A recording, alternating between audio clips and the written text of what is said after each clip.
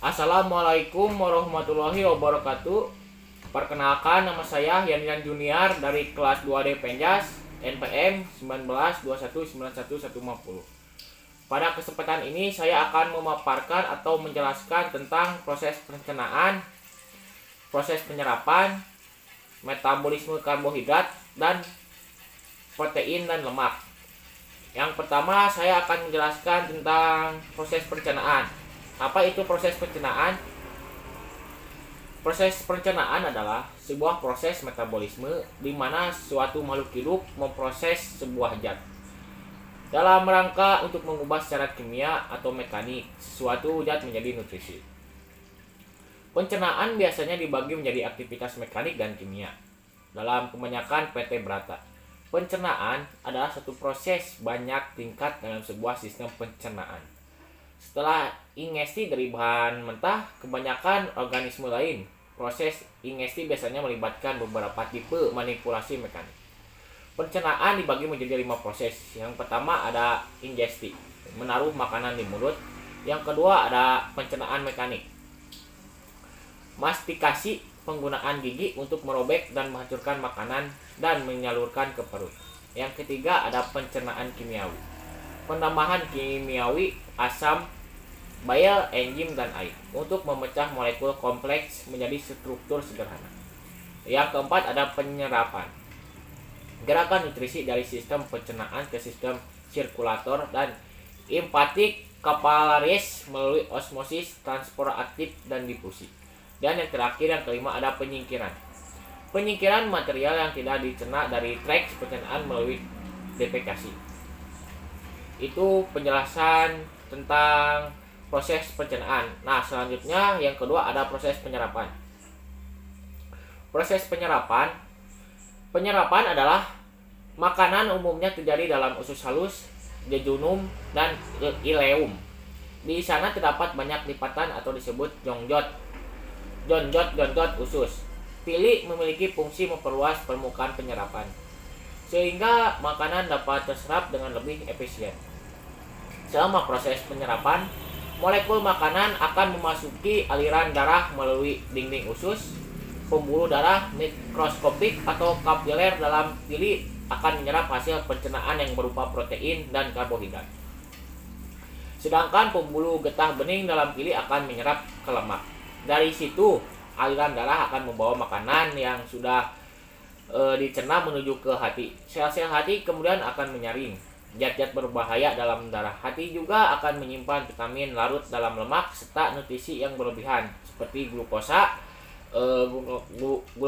untuk disimpan sebagai cadangan. Cadangan nutrisi ini akan dilepaskan ketika tubuh memerlukan energi ekstra, misalnya ketika seseorang lari maraton. Selanjutnya yang ketiga ada metabolisme karbohidrat. Yang pertama, pencernaan karbohidrat. Pencernaan karbohidrat dimulai dari mulut. Bolus makanan yang berasal dari makanan yang dikunyah akan bercampur dengan ludah yang mengandung enzim amilase. Enzim amilase ini menghidrolisis pati atau amilum menjadi bentuk karbohidrat lebih sederhana, yaitu dextrin. Enzim amilase ludah bekerja paling baik pada pH ludah yang bersifat netral. Makanan yang dikunyah di mulut tinggal di situ hanya sebentar, sehingga pemecahan amilum oleh amilase hanya sedikit saja. Bolus kemudian ditelan ke dalam lambung. Amilase ludah yang ikut masuk ke lambung dicernakan oleh asam klorida dan enzim pencerna protein yang terdapat di lambung, sehingga pencernaan karbohidrat di dalam lambung terhenti. Makanan yang hanya terdiri dari karbohidrat saja akan tinggal di lambung sebentar atau kurang dari 2 jam. Dan segera diteruskan ke usus halus. Pada usus halus, enzim amilase yang dikeluarkan oleh pankreas mencernakan amilum menjadi dextrit dan maltosa. Penyelesaian pencernaan karbohidrat dilakukan oleh enzim-enzim disakaridase yang dikeluarkan oleh sel-sel mukosa usus halus berupa maltase, sukrase, dan laktase. Hidrolisis disakarida oleh enzim-enzim ini terjadi di mikropili dan monosakarida yang dihasilkan adalah maltase memecah maltosa menjadi 2 mol glukosa. Sukrase memecah sakarosa menjadi 1 mol glukosa dan 1 mol fruktosa. Laktase memecah laktosa menjadi 1 mol glukosa dan 1 mol galaktosa. Glukosa, fruktosa dan galaktosa kemudian diserap oleh dinding usus masuk ke cairan limpa, kemudian ke pembuluh darah kapiler dan dialirkan melalui vena portae ke hati. Dalam sekitaran waktu 1-4 jam setelah selesai makan, fatty non karbohidrat atau serat makanan ini seperti selulosa, galaktan dan pentosan dan sebagian fatty yang tidak dicerna masuk ke usus besar. Di usus besar, jenis karbohidrat ini dipecah sebagian oleh mikroba yang terdapat di usus melalui proses fermentasi dan menghasilkan energi untuk keperluan mikroba tersebut dan bahan sisa seperti air dan karbon dioksida. Fermentasi yang meningkatkan di usus besar menghasilkan banyak gas karbon dioksida yang kemudian dikeluarkan sebagai platus. Sisa karbohidrat yang masih ada dibuang menjadi tinja. Selanjutnya yang B ada penyimpanan glukosa. Penyimpanan glukosa, peranan utama karbohidrat di dalam tubuh adalah untuk menyediakan glukosa bagi sel-sel tubuh yang kemudian akan diubah menjadi energi.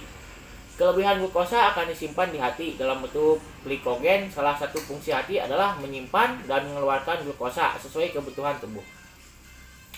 Bila persediaan glukosa darah menurun, hati akan mengubah sebagian dari glikogen menjadi glukosa dan mengeluarkannya ke aliran darah. Glukosa ini akan dibawa oleh darah ke seluruh bagian tubuh yang memerlukan seperti otak, sistem saraf, jantung, dan organ tubuh lain. Sel-sel otot dan sel-sel lain di samping menggunakan glukosa juga menggunakan lemak sebagai sumber energi.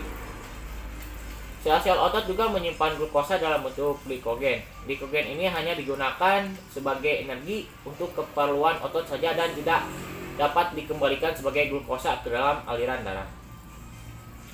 Selanjutnya kelebihan karbohidrat di dalam tubuh juga dapat diubah menjadi lemak. Perubahan ini terjadi di dalam hati. Lemak ini kemudian dibawa ke sel-sel lemak yang dapat menyimpan lemak dalam jumlah tidak terbatas. Selanjutnya yang C ada penggunaan glukosa untuk energi.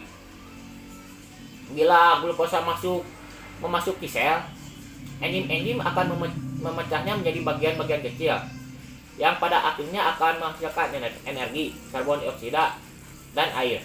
Bagian-bagian kecil ini dapat pula disusun kembali menjadi lemak. Tubuh manusia selalu membutuhkan glukosa untuk keperluan energi, sehingga kita harus mengkonsumsi makanan sumber karbohidrat setiap harinya. Karena persediaan glikogen hanya bertahan untuk keperluan beberapa jam saja. Nah, seterusnya saya akan jelaskan tentang yang keempat, metabolisme lemak.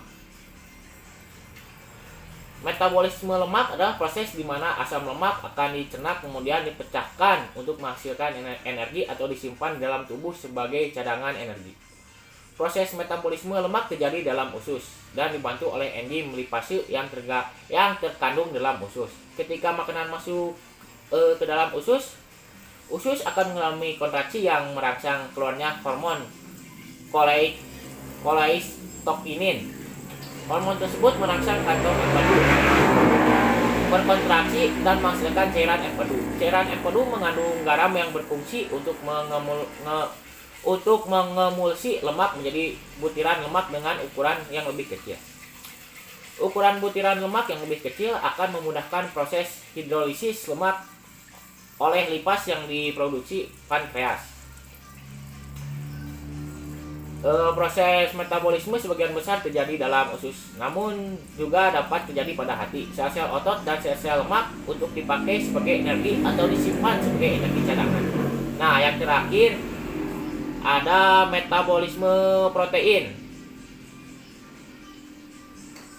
Metabolisme protein merupakan proses kimia dan fisik yang mencakup pada perubahan anabolisme protein menjadi asam amino dan penguraian katabolisme asam amino pada protein.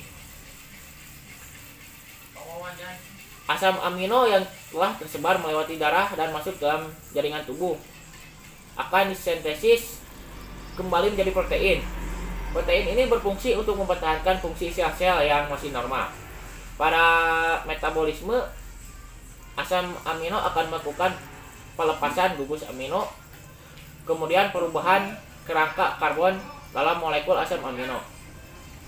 Proses pelepasan gugus amino terjadi pada deaminasi dan transmisi oksidatif. Deaminasi oksidatif menggunakan dehidrogenase dalam katalis. Sedangkan jika transmisi yaitu proses katabolisme asam amino yang melibatkan gugus amino pada satu asam amino terhadap asam amino yang lain. Selanjutnya, asam amino tidak dapat disimpan pada tubuh manusia. Jika jumlah asam amino berlebihan atau terjadi kurangnya sumber energi lain, tubuh manusia akan menggunakan asam amino dalam sumber energi, tidak seperti lemak dan karbohidrat. Asam amino membutuhkan pelepasan gugus amino yang bertempat di deaminasi nitrogen amino dalam asam amino. Protein adalah produk yang dihasilkan oleh ekspresi informasi genetik, merupakan polimer asam amino yang terikat pada satu sama lain dalam ikatan dalam sel hidup. Sekian penjelasan dari saya. Mohon maaf bila ada kesalahan. Wabillahi taufiq wal hidayah. Wassalamualaikum warahmatullahi wabarakatuh.